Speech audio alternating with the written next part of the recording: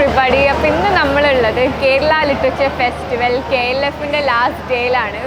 ഇപ്പോൾ KLF എന്ന് പറയുമ്പോൾ തന്നെ നമുക്കറിയാം ഒരു കൊളാബറേഷൻ ഓഫ് ആർട്ടും മ്യൂസിക്കും എഴുത്തുകാരുടെയും ഭയങ്കര ഇന്നോവേറ്റീവും അടിപൊളി ടാലൻറ്റഡ് ആയിട്ടുള്ള ആൾക്കാരുടെ ഒരു സമ്മേളനമാണ്.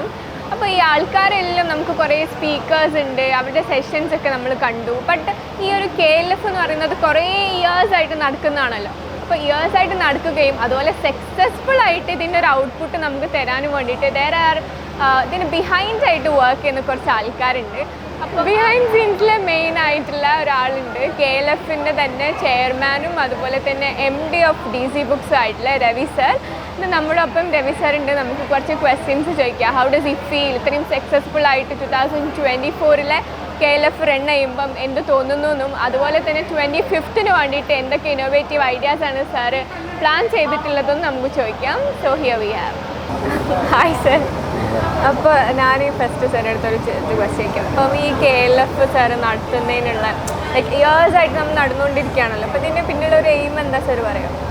ഇത് KLF അല്ല, അഥവാ കേരള ലിറ്ററേച്ചർ ഫെസ്റ്റിവൽ നടന്നതിൻ്റെ പ്രധാനപ്പെട്ട ഒരു കാര്യം വായനക്കാരെയും എഴുത്തുകാരെയും കൂടെ അടുപ്പിക്കുക എന്നുള്ളത്. നമ്മുടെ ഒരു പഴയ ഒരു സമ്പ്രദായമുണ്ട്. പബ്ലിക് ലൈബ്രറികൾ പലപ്പോഴും ചർച്ചകളുടെ വേദിയാവുക, അങ്ങനെയുള്ള കാര്യങ്ങളുണ്ട്. ഇവിടെ അതിൽ നിന്ന് മാറി ചർച്ചകൾക്ക് വേദിയാകുമ്പോൾ അവർ പലപ്പോഴും പല എഴുത്തുകാരെ വായിക്കുന്നു, പല ഫിലോസഫി വായിക്കുന്നു, പല കലാകാരന്മാരെ പറ്റി പഠിക്കുന്നു. ഇവിടെ നമ്മൾ ചെയ്യുന്നതെന്ന് വെച്ചാൽ അത്തരം ഒരു വേദിയിൽ നിന്ന് ഈ ലൈബ്രറികളിൽ നിന്നും വായനശാലയിൽ നിന്നുള്ള ഇവരെ പുറത്തെടുത്തിട്ട് ഒരു പൊതുവേദിയിൽ എഴുത്തുകാരും വായനക്കാരും അല്ലെ സ്പീക്കേഴ്സുമായിട്ട് ഒരു സംവാദം അവർക്ക് കൂടുതൽ അറിയാനുള്ളൊരു അവസരം ഒരുക്കുക എന്നുള്ളതാണ് ഇതിൻ്റെ ഏറ്റവും പ്രധാനപ്പെട്ട. എഴുത്തുകാരെ സംബന്ധിച്ചോളം അത് പലപ്പോഴും അവരുടെ വായനക്കാരോട് ഇൻട്രാക്ട് ചെയ്യുക, എന്താണ് വായനക്കാർ അവരിൽ നിന്ന് അവരിൽ കാണുന്നത് അല്ലെങ്കിൽ എന്തൊക്കെയാണെന്നുള്ള എഴുത്തുകാർക്ക് മനസ്സിലാക്കുക. അപ്പുറത്തെ സൈഡിൽ വായനക്കാരെ സംബന്ധിച്ചോളം എഴുത്തുകാരുടെ എഴുത്തിനെയും അല്ലെ ആ വ്യക്തിയെയും കാണുക എന്നുള്ള രീതിയിലോട്ടുള്ള ഒരു ഇതിലാണ് ഒരു ഇടം, ഒരു പബ്ലിക് ഒരു സ്പേസ് പോലൊരു സാധനമാണ് നമ്മളിവിടെ ഒരുക്കിയിരിക്കുന്നത്.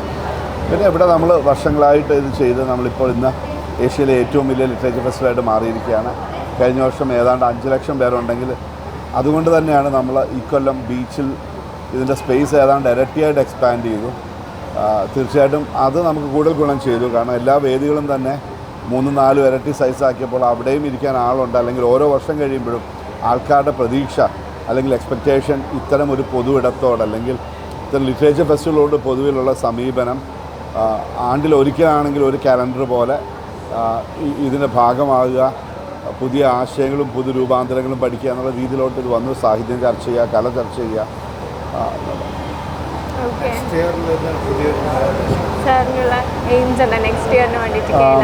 2025 നമ്മുടെ മുമ്പിൽ ഒരു ചാലഞ്ചാണ്. കാരണം എക്സ്പെക്റ്റേഷൻസ് എപ്പോഴും ഹൈ ആയിട്ട് സെറ്റ് ചെയ്യുമ്പോൾ അത്തരത്തിലുള്ള സംവാദങ്ങൾ, അത്തരത്തിലുള്ള വായന, അത്തരത്തിലുള്ള കാര്യങ്ങളെ കൂടുതലായിട്ട് മുമ്പിലോട്ട് കൊണ്ടുവരാനുള്ളൊരു ചർച്ച ഇപ്പോഴേ തുടങ്ങിക്കഴിഞ്ഞു.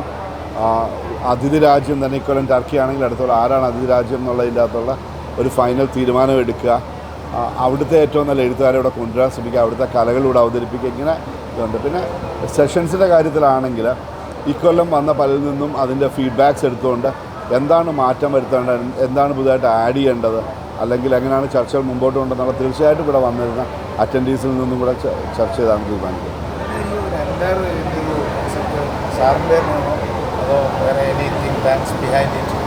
അല്ല, ഈ ആശയം ഒരു പരിധിവരെ എൻ്റെ ആണെന്ന് പറയാം. കാരണം ഇങ്ങനൊരു ലിറ്ററേച്ചർ ഫെസ്റ്റിവൽ വേണം എന്നുള്ളത് ആഗ്രഹം പ്രകടിപ്പിച്ചതും അതിനായി ഒരു തുടക്കമിട്ട് ആൾക്കാരെ കൺവിൻസ് ചെയ്യാൻ ശ്രമിച്ചത് ഞാനാണ്. പക്ഷേ ഒരിക്കലത് ഞങ്ങളുടെ എഡിറ്റോറിൽ വന്നു കഴിഞ്ഞപ്പോൾ അതിൻ്റെ തലം മാറി. ഏതായാലും ഒരു 2016 ജനുവരി ആയപ്പോൾ ഒന്ന് ട്രൈ ചെയ്യാമെന്ന് വെച്ചു. പക്ഷേ അത് വളരെ മെറ്റിക്കുലസ് ആയിട്ട് പ്രോഗ്രാം ചെയ്ത് വേണ്ട രീതിയിൽ കൊണ്ടുവന്നത് എൻ്റെ ടീം തന്നെയാണ്.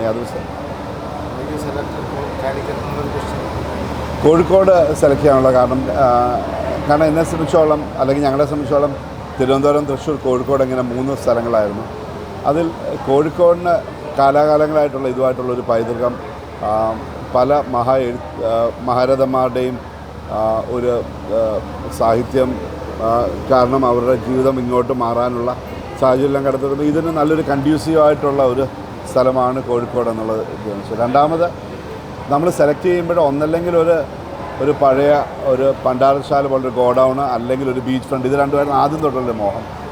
അതുകൊണ്ട് തന്നെ ഇത് രണ്ടുമാണ് തപ്പി. അവസാനം കുറേ വേസ്റ്റ് ഡംപ് ചെയ്ത് കിടക്കുന്നൊരു സ്ഥലം കണ്ടു. അത് ലോറികളിൽ സാധനം വിളിച്ച് മാറ്റി അവിടെയാണ് ട്രൈ ചെയ്തത്. പിന്നീട് അത് അന്നത്തെ MLA പ്രദീപ് കുമാർ അത് ബ്യൂട്ടിഫൈ ചെയ്ത് വളരെ മനോഹരമാക്കി ഇതിൻ്റെ പെർമനൻറ്റ് സ്ഥലമായിട്ട് മാറ്റി എന്നുള്ളത് മറ്റൊരു കഥ.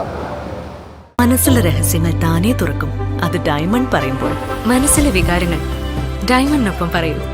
മലബാറിലേക്ക് വരും. ഇപ്പോൾ നേടൂ മൈൻഡ് ഡയമണ്ട് ഫെസ്റ്റിവലിലൂടെ ഡയമണ്ട് വിലയിൽ 25% വരെ ഓഫ്.